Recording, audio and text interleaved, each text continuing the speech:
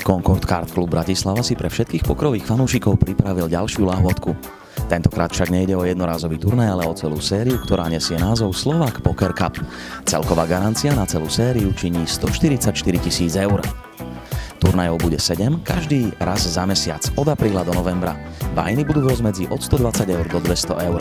Začíname tým prvým v apríli s bajnom 200 eur a garanciou 25 000. Dnes je 7. apríla a to znamená, že je nedeľa a za nami už sa odohráva finálový stôl.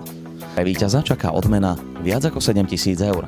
A okrem toho, tí najlepší z celej série budú hrať aj o free roll o 10 000. Posledná informácia na záver. Keďže Spade Poker TV sa spojil s novou pokrovou aplikáciou PokerList, kompletnú videoreportáž z tohto turnaja si môžete pozrieť na našom novom YouTubeovom kanáli PokerList TV.